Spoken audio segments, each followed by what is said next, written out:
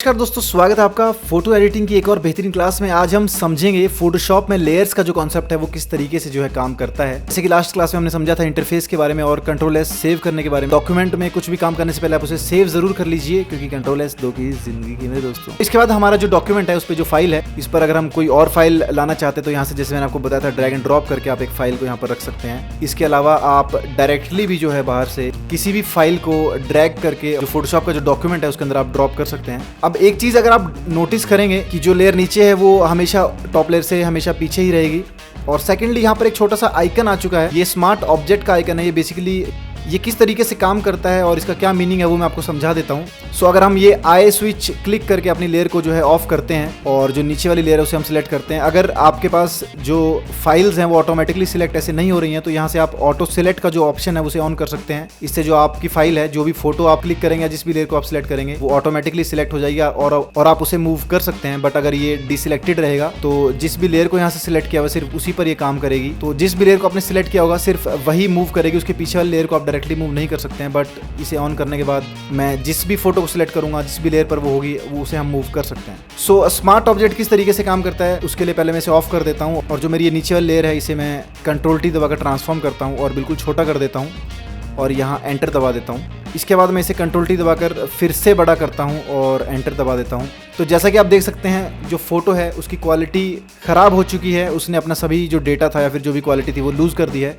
But अगर मैं ऊपर वाली फ़ोटो को ऑन करता हूँ और इसे कंट्रोल टी दबाकर छोटा कर देता हूँ बिल्कुल, और फिर से इसे कंट्रोल टी दबाकर बड़ा करके एंटर दबाता हूँ, सो जैसा आप देख सकते हैं इस डॉक्यूमेंट या इस फाइल के अंदर कोई भी क्वालिटी का लॉस नहीं हुआ है। सो ये सब स्मार्ट ऑब्जेक्ट की वजह से हुआ है, जो कि बेसिकली सभी जो डिटेल्स हैं उन्हें प्रिजर्व्ड रखता है। तो आप किसी भी फोटो को अगर स्मार्ट ऑब्जेक्ट में कन्वर्ट करना चाहते हैं, जो कि आपको करना भी चाहिए ताकि उसकी जो क्वालिटी है वो ख़राब ना हो, सो उसके लिए आप फोटो को सिलेक्ट कीजिए या लेयर को सिलेक्ट कीजिए और राइट क्लिक करके यहाँ पर कन्वर्ट टू स्मार्ट ऑब्जेक्ट कर दीजिए। ऐसे ही अगर आप किसी डॉक्यूमेंट को स्मार्ट ऑब्जेक्ट से नॉर्मल फोटो में कन्वर्ट करना चाहते हैं तो उसके लिए आप लेयर को राइट क्लिक कीजिए और यहाँ पर रास्टराइज लेयर के ऑप्शन को सिलेक्ट कीजिए। हो सकता है कुछ ऐसे इफेक्ट्स हों जो शायद स्मार्ट ऑब्जेक्ट पर अप्लाई ना हो, तो वहाँ पर आप लेयर को रास्टराइज करके उन इफेक्ट्स को अप्लाई कर सकते हैं। इसके बाद जैसा कि आप देख सकते हैं जो मेरा बेस डॉक्यूमेंट है, फिर जो मेरा बैकग्राउंड लेयर है, जो मेन लेयर थी, उसे अगर मैं ड्रैग करना चाहूँ तो उसे मैं मूव नहीं कर पा रहा हूँ, बिकॉज यहाँ पर एक लॉक बना हुआ है जिसे आप यहाँ पर क्लिक करके रिमूव कर सकते हैं। और अब इस डॉक्यूमेंट को भी जो है आप मूव कर सकते हैं। और इसे लॉक करने के लिए यहाँ पर लेयर के कुछ लॉक्स हैं, आप उस पर अगर क्लिक करेंगे एंड वाले लॉक पर तो आप इस लेयर की जो भी पोजीशन है या फिर जो भी ट्रांसफॉर्मेशन है उन्हें लॉक कर सकते हैं। सो एक न्यू लेयर क्रिएट करने के लिए आपको क्या करना होगा, उसके लिए आप जब नीचे जाएंगे तो यहाँ पर एक प्लस का आइकन है जिसे कि आप क्लिक करके एक न्यू लेयर जो है वो क्रिएट कर सकते हैं। इस न्यू लेयर में आप कोई भी चेंजेस कर सकते हैं। जैसे कि मैं ब्रश से अगर कुछ पेंट यहाँ पर करता हूँ सो वो एक अलग लेयर में यहाँ पर सेव हो जाएगा। इसे मैं कभी भी ऑन या फिर ऑफ कर सकता हूँ। सो ये बेनिफिट है लेयर्स में काम करने का। इससे जो आपकी फोटो है वो कभी भी डिस्ट्रॉय नहीं होगी और आपकी जो डिटेल्स हैं या फिर जो भी आपने चेंजेस किए हैं वो डिफरेंट लेयर्स पर जो है वो सेव्ड रहेंगे। इसका एक बेनिफिट और है, मान लीजिए अगर मैंने यहाँ पर एक कलर ऐड कर दिया और मैं एक और न्यू लेयर क्रिएट करके ब्रश लेकर उस पर कुछ और पेंट कर देता हूँ, और अगर मुझे अब ये जो पिंक कलर है उसे अगर ऑफ करना है तो मैं यहाँ से जाकर उस लेयर को ऑफ कर सकता हूँ जहाँ पर पिंक कलर और बाकी कलर्स हैं। इसी तरीके से अगर मैं इस ग्रीन को और व्हाइट को भी अलग लेयर पर रखता तो मैं इंडिविजुअली सभी लेयर्स को कंट्रोल कर सकता था, उन्हें डिलीट या फिर ऑफ कर सकता था या फिर उन्हें ट्रांसफॉर्म कर सकता था। कोई भी चेंज जो मैं उस पर चाहूँ वो मैं कर सकता हूँ। डिलीट दबाकर आप लेयर को डिलीट भी कर सकते हैं या फिर ड्रैग करके यहाँ पर नीचे डिलीट जो एक डस्टबिन बना हुआ उस पर अगर आप ड्रैग एंड ड्रॉप करेंगे तो वो लेयर जो है वो डिलीट हो जाएगी। इसके बाद अगर आप डिफरेंट लेयर्स को ग्रुप करना चाहते हैं तो उसके लिए आप लेयर को सिलेक्ट कीजिए शिफ्ट दबाकर या फिर कंट्रोल दबाकर, ड्रैग एंड ड्रॉप करके यहाँ पर ग्रुप पर ड्रॉप की कर दीजिए और वो एक न्यू ग्रुप में चले जाएंगे। इसके अलावा आप कंट्रोल जी दबाकर एक न्यू ग्रुप क्रिएट कर सकते हैं और ग्रुप 1 जहाँ लिखा उसे डबल क्लिक करेंगे तो उसे आप रीनेम भी कर सकते हैं। सो इस तरीके से आप मल्टीपल फोटोज को ग्रुप कर सकते हैं, मल्टीपल टाइटल्स को। मान लीजिए यहाँ पर आपने कोई टाइटल भी लिखा है और इसके अलावा कोई ब्रश भी जो है वो आपने यहाँ पर पेंट किया है। तो ये डिफरेंट जो चीज़ें हैं इन्हें आप डिफरेंट ग्रुप्स के अंदर जो है कंट्रोल जी दबाकर ऐड कर सकते हैं। अगर आप इंडिविजुअली किन्हीं लेयर्स को सिलेक्ट करना चाहते हैं तो लेयर पर क्लिक कीजिए और कंट्रोल दबाकर नीचे वाले किसी भी लेयर को आप सिलेक्ट कर सकते हैं। अगर आप मल्टीपल लेयर्स को एक साथ सिलेक्ट करना चाहते हैं एक के नीचे एक, तो आप फर्स्ट लेयर को सिलेक्ट कीजिए और शिफ्ट दबाकर लास्ट लेयर को जो है वो सिलेक्ट कीजिए, उससे सभी लेयर जो है वो सिलेक्ट हो जाएंगी। इसके अलावा आप किसी भी लेयर को ऊपर नीचे कर सकते हैं अकॉर्डिंग टू जो भी आपकी रिक्वायरमेंट है, अगर आप उसमें कुछ चेंजेस करना चाहते हैं उसकी पोजीशन में। और इसके अलावा लेयर्स में एक बहुत ही और इम्पॉर्टेंट चीज़ है, इसका आप यूज़ कर सकते हैं जिसे कि क्लिपिंग मास्क बोलते हैं। सो क्लिपिंग मास्क किस तरीके से काम करता है वो समझ लीजिए। फॉर एग्जांपल मेरे पास यहाँ पर एक फोटो है और इसके ऊपर मैं एक टेक्स्ट क्रिएट कर देता हूँ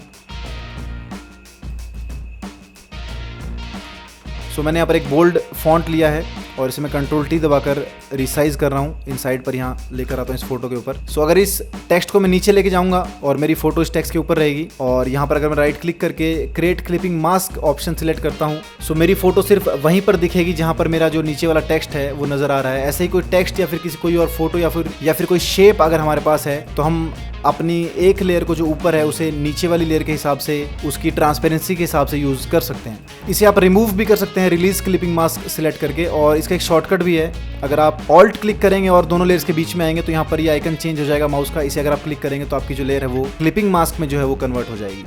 इसके अलावा एक और ऑप्शन है, जैसे यहाँ पर मेरे पास एक फोटो है, एक टेक्स्ट है और एक ग्राफिक है। सो डिफरेंट एलिमेंट्स मैंने यहाँ पर यूज़ किए हैं। सो अगर आप ऊपर जाएंगे सो यहाँ पर कुछ ऑप्शंस हैं। इसके अलावा हम एक एडजस्टमेंट लेयर भी जो है वो ऐड कर देते हैं ऊपर, जिसके बारे में हम बाद में समझेंगे कि एडजस्टमेंट लेयर जो है वो क्या चीज़ होती है। बट यहाँ पर अगर आप लेयर्स पैनल में जाएंगे तो यहाँ पर आपके डिफरेंट ऑप्शन, जैसे कि अगर मैं फोटो पर क्लिक करता हूँ तो मेरे पास जो भी फोटोज हैं वो यहाँ पर नजर आएंगी, जो नॉर्मल रास्टराइज फोटोज हैं। अगर मैं एडजस्टमेंट लेयर पर क्लिक करूंगा तो जितनी भी एडजस्टमेंट लेयर हैं सिर्फ मुझे यहाँ पर वही नजर आएंगी। टेक्स्ट पर क्लिक करूंगा तो सिर्फ टेक्स्ट नजर आएंगे। ऐसे ही सिर्फ ग्राफिक्स और स्मार्ट ऑब्जेक्ट्स जो हैं। सो हम डिफरेंट ऑब्जेक्ट्स को सिलेक्ट कर सकते हैं यहाँ पर इन आइकन्स को जो है सिलेक्ट करके। अगर आप इन सभी लेयर्स को मर्ज करना चाहते हैं तो फोटोशॉप में उसका भी एक ऑप्शन, आप सभी लेयर्स को सिलेक्ट कीजिए, राइट क्लिक कीजिए यहाँ पर, और यहाँ पर मर्ज लेयर्स का ऑप्शन है, इसे आप क्लिक कर दीजिए तो आपकी जो लेयर्स हैं वो मर्ज हो जाएंगी। अगर आप इन्हें डुप्लीकेट करना चाहते हैं तो उसका शॉर्टकट जो है कंट्रोल जे है, जिससे कि आप अपनी लेयर्स को डुप्लीकेट कर सकते हैं। इसके लिए अगर आप लेयर्स को सिलेक्ट करके ऊपर लेयर में भी जाएंगे तो यहाँ पर डुप्लीकेट लेयर्स का ऑप्शन भी है, आप इससे भी डुप्लीकेट कर सकते हैं। एंड लास्ट हम राइट क्लिक करके यहाँ पे मर्ज कर सकते हैं। इससे क्या होगा कि हमारी जो लेयर्स हैं वो ओरिजिनल भी हमारे पास रहेंगी और जो मर्ज लेयर है फाइनल वो भी हमारे पास रहेगी। इसका एक शॉर्टकट भी है, आप सभी लेयर्स को सिलेक्ट कीजिए और कंट्रोल ऑल्ट शिफ्ट ई दबा दीजिए। कंट्रोल ऑल्ट शिफ्ट और ई, इससे जो सभी लेयर्स हैं वो डुप्लीकेट भी हो जाएंगे और मर्ज भी हो जाएगा। तो इसका शॉर्टकट है, इसे अभी हम डिलीट कर देते हैं। इसी लेयर को लॉक करना चाहते हैं, जैसे कि यहाँ पर लॉक ऑल का ऑप्शन है, या फिर आप उसके पोजीशन को लॉक कर सकते हैं जिससे कि उसकी पोजीशन मूव ना हो। सो ये कुछ ऑप्शंस है लॉक के, आप इसे भी यूज कर सकते हैं अपनी लेयर को लॉक करने के लिए। इसके अलावा यहाँ पर एक ओपेसिटी का ऑप्शन है, जिससे कि आप अपनी लेयर की ओपेसिटी को कंट्रोल कर सकते हैं कि जो आपकी लेयर है वो कितनी ज्यादा विजिबल रहेगी। इसके अलावा आप अपनी लेयर्स को जो है वो कलर भी दे सकते हैं या फिर उसे मार्क कर सकते हैं। फॉर एग्जाम्पल मैं इसे अगर ग्रीन कलर दूंगा तो ये लेयर जो है वो ग्रीन कलर की हो जाएगी। तो आप डिफरेंट लेयर्स को डिफरेंट कलर्स दे सकते हैं ताकि आप उन्हें अरेंज कर सकें अपने लेयर्स पैनल में। और यहाँ पर अगर आप राइट क्लिक करेंगे तो ऊपर आपके पास, जैसे कि मैंने पहले बताया था, कन्वर्ट टू स्मार्ट ऑब्जेक्ट का ऑप्शन भी है, और आप इस लेयर को जो है वो एक्सपोर्ट भी कर सकते हैं एज अ PNG, या फिर एक्सपोर्ट एज करके आप इसे एज अ JPG या किसी और फॉर्मेट में भी सेव कर सकते हैं, जैसे कि GIF। सो इंडिविजुअल लेयर्स को आप ऐसे एक्सपोर्ट कर सकते हैं। अगर आप अपनी लेयर के जो ट्रांसफॉर्म्स आपने किए हैं उसे रीसेट करना चाहते हैं तो यहाँ पर रीसेट ट्रांसफॉर्म का ऑप्शन भी है। तो इससे आपकी जो लेयर है वो ओरिजिनल ट्रांसफॉर्मेशंस में आ जाएगी, जो भी आपकी सेटिंग्स थी वो रीसेट हो जाएंगी। सो आज की इस क्लास में हमने समझा कि लेयर्स किस तरीके से काम कर सकती हैं। आज की इस क्लास में हमने समझा कि लेयर्स किस तरीके से काम करते हैं, कैसे आप न्यू लेयर को क्रिएट कर सकते हैं, डिलीट कर सकते हैं, लेयर्स को ग्रुप कर सकते हैं, और कैसे क्लिपिंग मास्क जो है वो काम करता है, और भी कुछ प्रॉपर्टीज जैसे कि लॉक और बाकी कुछ प्रॉपर्टीज लेयर्स की, उन्हें हमने समझा। आज की क्लास में इतना ही, मिलते हैं आपको अगली क्लास में। Until then, this is inside AKY, take care, bye bye.